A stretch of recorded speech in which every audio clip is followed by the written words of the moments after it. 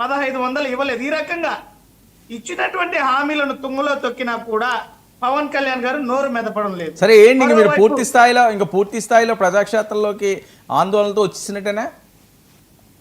Sir, YSR Congress party అధికారాన్ని కోల్పోయిన మొదటి రోజు నుంచే మేము ప్రజాక్షేత్రంలోనే ఉన్నాం. మాకేం పోరాటాలు ఉద్యమాలు కొత్త కాదు. ఉద్యమాల్లో నుంచి పుట్టినటువంటి పార్టీ వైఎస్ఆర్ కాంగ్రెస్ పార్టీ. పోరాట స్ఫూర్తితో నడిచినటువంటి నాయకుడు జగన్మోహన్ రెడ్డి గారు. మేమేదో ఈ రోజు చేసినటువంటి ఉద్యమము కొత్త కాదు. ప్రతిరోజు కూడా మనం చూసాం, విద్యార్థుల కోసం, రైతుల కోసం, మహిళల కోసం, శాంతి భద్రతల కోసం ఏ రకంగా మేము పోరాడామో ఈ 18 నెలల కాలంలో మేము చేసినటువంటి పోరాటాలే దానికి నిదర్శనం. జగన్మోహన్ రెడ్డి గారు అధికారం ఉన్నా అధికారం లేకపోయినా అంతిమంగా ప్రజల కోసం నిలబడేటువంటి నాయకుడు. కాబట్టి మేము ఎన్నికల్లో గెలుపోవటమల్ని కాకుండా ఈరోజు చాలా పెద్ద యాక్టివిటీ కదా సురేష్. జగన్మోహన్ రెడ్డి గారు పాల్గొకపోవడానికి ఏమైనా కారణం ఉందా? అలా ఏం లేదు సార్. ఇది నియోజకవర్గ స్థాయిలో ప్రతి ఒక్కరు కూడా మాజీ శాసనసభ్యులు, మంత్రులు ప్రతి ఒక్కరు కూడా పెద్ద ఎత్తున పాల్గొని జగన్మోహన్ రెడ్డి గారు ఇచ్చిన పిలుపుతోనే జరిగింది. ఈరోజు ఇంత పెద్ద ఎత్తున ప్రజా ఉద్యమానికి కారణభూతులు జగన్మోహన్ రెడ్డి గారు. ఒక తిరుపతిలోనే ఈ రోజు మీరు తిరుపతి ర్యాలీ చూస్తే 10,000 మంది పాల్గొన్నటువంటి పరిస్థితి. ఇంత పెద్ద ఎత్తున ప్రజలు ఈ ప్రభుత్వం పైన వ్యతిరేకత ఉన్నారు. ఒక తిరుపతి నియోజకవర్గంలోనే 10,000 మందితో ఈరోజు భారీ స్థాయిలో మేము ఈ యొక్క ఉద్యమాన్ని చేపట్టడం జరిగింది. ఇదే నిదర్శనం ప్రభుత్వం పైన ఉన్నటువంటి వ్యతిరేకత. సో ప్రభుత్వం కళ్ళు తెరవాలా?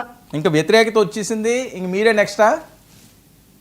వ్యతిరేకత ఒకటే కారణం కాదు సార్, ఈ యొక్క పాలన వైఫల్యం కూడా మనం చూడాల్సినటువంటి పరిస్థితి. ఎందుకంటే ఏ వర్గము ఈరోజు రైతులు కానీ, విద్యార్థులు కానీ, మహిళలు కానీ ఏ ఒక్కరూ కూడా ఈ కూటమి పాలనతో సంతృప్తికరంగా లేనటువంటి పరిస్థితి. ఎందుకంటే ఎన్నికల సమయంలో వాళ్ళు చెప్పినటువంటి వాగ్దానాలు ఏంటి, ఈ రోజు పాలనలోకి వచ్చాక చేస్తున్నటువంటి తీరేంటి? కేవలం రెడ్ బుక్ రాజ్యాంగం, ప్రశ్నించిన వారిపైన కేసులు, లేదంటే డైవర్షన్ పాలిటిక్స్.